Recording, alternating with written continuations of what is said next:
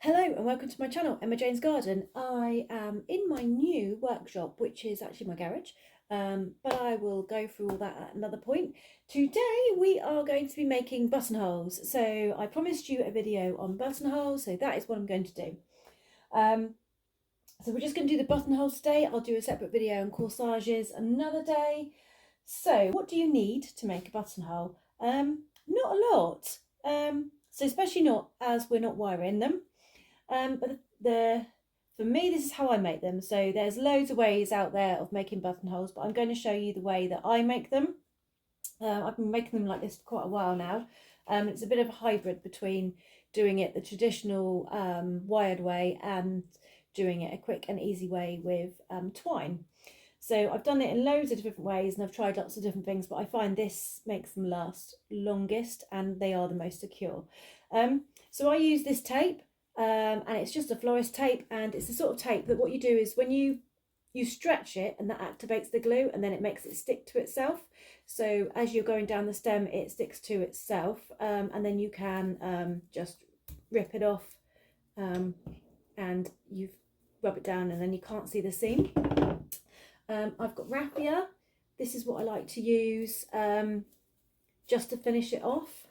And sometimes I finish it off just with twine. So it really depends on what the bride wants, how she wants them finished off.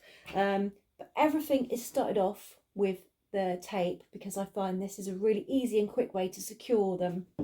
I always make them with a test tube, so that the stems can go in there afterwards. Obviously that'll be full of water and in a jar, but it's not. And then you've got your pins. And I have got to a wedding and forgotten to take the pins before, so don't forget your pins because that was a long round trip just to get 6 pins. Don't forget them. Right, so what we're going to do is I've got here my little selection. So I've cut a selection. So we've got the nigella. I really love the nigella, it's so pretty. We've got the statice in the 3 different colours. I've got the what did I call it earlier? The tansy, I think it's called. Then I've got some of the little thistles, and then I've got my feverfew. And feverfew isn't brilliant at holding up out of water, but I'm going to show you a way of making sure that it doesn't wilt. And as you can see, that's quite pretty, just like that. So I do this a lot. I spend a lot of time putting it up against me to see what it looks like. Right, let's start. So I've got this rather wilted, sad looking bit of Pisciforum. I've taken all the lower leaves off, and as I said, I wouldn't generally use this, but I'm using it just because I'm only demoing this for you. I would always make sure that this is tip-top material that I'm using. Find the end of the tape, and then what we're going to do is we're actually just going to pull off a piece of this tape and pull it off, because I want to keep this up like this so that the leaves are all facing upwards. And then what I'm going to do is I'm just going to lay the tape on the top, and then the trick to this is to pull at the same time as you twist. So you're going to pull and twist, and it takes time and you will have to practice this. So you're going to pull and twist all the way down, and it's easier to do it quicker than it is slower. So I'm just going to get going, and you don't have to go to the end of the stem because we're going to leave this one open stemmed, so that will be fine. Pull it off, it's really sticky.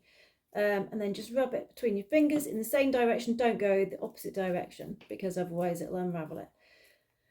Okay, so they're not quite standing up, but don't worry because we've got a few others to go, other bits to go on it. So that's the back of our buttonhole. So I'm going to work my way, and then we're going to put,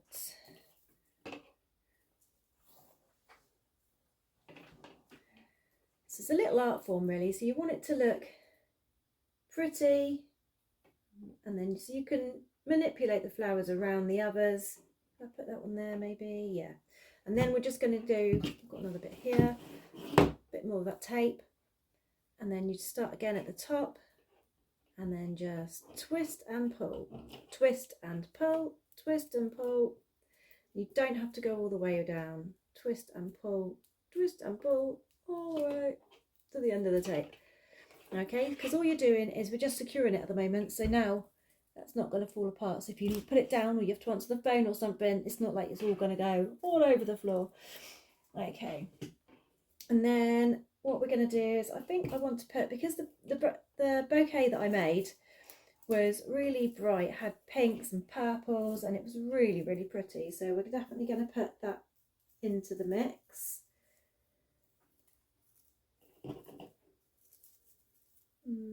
Take some of the paler colours off. Okay.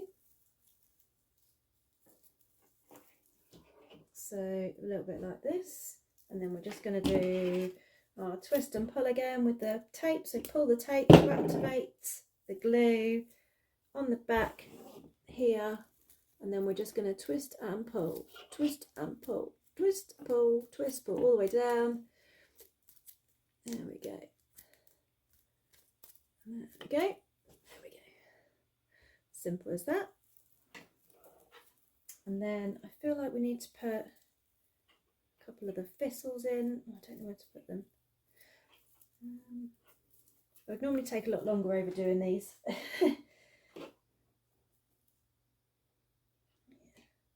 So I think the thistles look quite nice there. And then what we're going to do is, I wanted to put the feverfew in. Now with the feverfew, because this is going to wilt over the day, you don't want anything sticking upright like this, because all it will do is wilt and it will just snap off. So something like this tansy that I've got is really, really sturdy. We're going to pull it in and then pull it down through the tansy so that you can see them, but they're being held up by the bits of tansy. So even if they start to wilt, they won't tip forwards because that's holding them up. And then we're going to get a bit of the tape, pull a bit of the tape off. You can leave the tape on the roll and just keep using the roll, because then you don't waste so much. But I find I get in a bit of a, I lose the roll and then it unravels and then it twists on me, and I like it to lay flat. So we're just going to do the twist and pull all the way down again. So all the way. And then that's what it's looking like, but I feel like it needs something at the back, so I think we're going to go in with maybe a couple of the leaves at the back. I'm just going to take these two smaller leaves off. So in fact, I'm actually going to use just the one leaf. So we're just going to use the one leaf like this at the back here. Like this. I just feel it needs something there. There we go. And again, just a little bit of the tape. You don't need very much because you're only going to go round, so that much. Just make sure it goes in the right place. And then we're going to do our twist and pull. So that will stick to the bit of green, the tape you've already got there. So now that's on. So if you need to move the flower, you don't have to worry about the tape coming undone. The leaf rather. So there we go. Right, and then again just twist it and pull it, and by pulling it tight you're pulling all those stems in together. There we go. Yeah. So we've got all this extra stems, we don't need any of that, so I just don't know if we should put some of this in. I think it's a bit big. When I made the buttonholes for the wedding that I did the other week, that I had in my last videos, I did put this in the corsages, and then I had some really small ones that I put in the buttonholes, but I don't think it's going to fit with these ones. So we're just going to snip the ends off here. So we're going to leave I normally leave them fairly long the night before,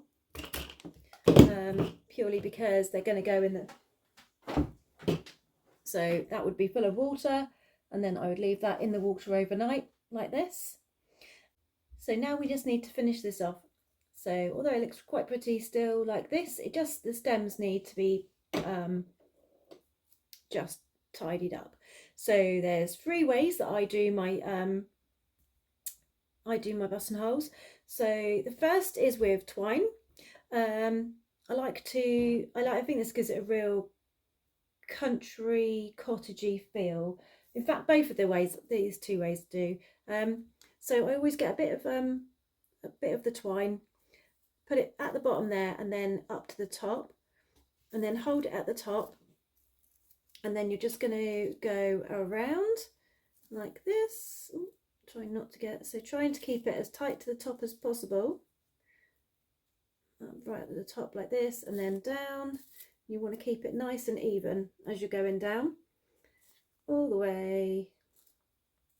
And you want to go to the end of where you've done your green tape. I've made this a bit short actually. And then you just want to make sure that it's a bit it's tied at the back. So always tie it at the back, never at the front, because you don't want to have a big knot at the front. So we're just going to tie that off. See, this is the only problem I find with twine is it does make them a bit thicker. There we go. So what you'd want to do is actually go right down. See where I've got the tape here. So you really want to come down a little bit further, but I cut the twine a bit short.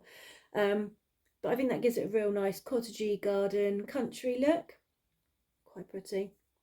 And then you just stick the pin through the back.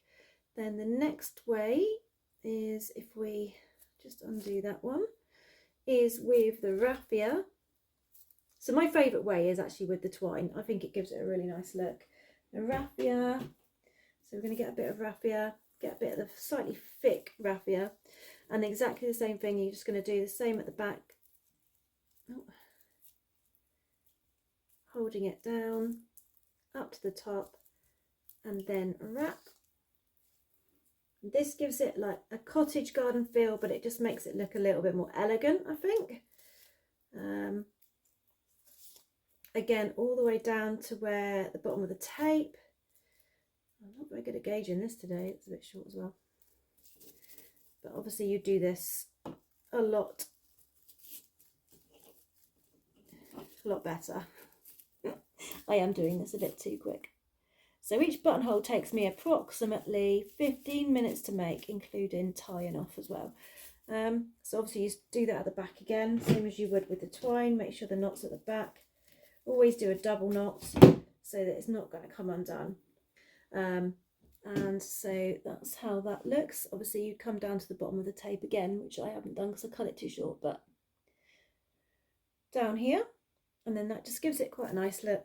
Quite pretty. I quite like that. And then the way that I did it for the wedding last weekend was I went down to the bottom with them. So you're going to get your bit of tape. So we're going to be using this tape again. So we're going to need a slightly shorter piece, like this, and get your stems to the length that you want them. Yeah, that's probably about right. And then what you're going to do is you're going to get one bit of tape and you're going to attach it to the tape that we've already got. And then you're just going to hold that tight and then pull and cover the bottom of the stems. Now this is quite good. And then up to the tape again on the other side, and then just squish the sides together and just sort of stick it down basically. Because you've pulled it tight, you've activated the glue. But this is quite good because if you've just taken them out of water, don't completely dry off the stems. Leave them damp, and then by doing this, you're taping the ends up and you're trapping any moisture in the bottom of the stem, which means they shouldn't dry out so quick. So this is a really good way if you know it's going to be a really hot day. You could still put your raffia around after this. There's there's nothing stopping you wrapping the raffia around this. But yeah, so you just take the ends, and then to make sure that that bit stays on, you're just going to get a slightly longer bit, and then you're going to start at the top, right at the top at the back, and then you're going to do your twist and pull again. But this time it needs to be really flat and really well pulled tight. So this is going to be your end result, so you've got nothing to cover it to make it look pretty. And then we're just going to go all the way to the bottom. Don't let it overlap. All the way, twisting and pulling at the same time. Get to the bottom, and then you just want to start working your way back up, and then always finishing at the back, and then just rub your finger along the seam and it will disappear, and the seam will completely disappear and you won't be able to see it. But always make sure you do it at the back just in case anything does happen. And then you're just needing to put your throw them around, your pin. These are a bit long actually, these are my these are a bit too long for this, but you put your pin at the back straight through the stem, and this just so that they know that that's the back, because it has been known for people to try and put them on the wrong way around. Yeah, so that would fit there. So that's my favourite way of doing it. So give it a go, have a try. Buttonholes are fantastic for practicing because they're the one thing that you can practice a lot, because you always have spare flowers that you can just practice making buttonholes with. That's what I've done. I've just sat here, had a few flowers, just made up buttonholes, not necessarily always finished them, just put them together to see what looks good. And you'll just find your own style, and every single buttonhole I've ever made has been different. Even though it's got the same thing in it, they always look different. But I like them not to be traditional rose ones. I do roses, I do carnations, but I like to use something a bit different. And I tend to make them up and then see how long they last. So you can make them up and then leave them out of water and see how many days you can get out of them. That's what I did when I very first started making them. I used to make them up and just leave them on the table and walk off and come back a couple of days later and see what they look like. And then you'll get to know what flowers will stay out of water. Roses are good ones, carnations are good ones, freesias are good ones, but you do need to wire freesias, so not great. Obviously anything that is going to dry is brilliant at it. The little thistles are good. Nigella flowers are good for it as well, but you would need to wire the Nigella flowers. Ranunculus, they're brilliant but need wiring. But I will do a wiring video. But this is just a quick video to show you how I make my non-wired buttonholes. I hope you enjoyed this. If you did, please like and subscribe and press the bell icon, and it will tell you when I've got future videos coming. And I will leave you there, and I'll see you in the next video. Bye.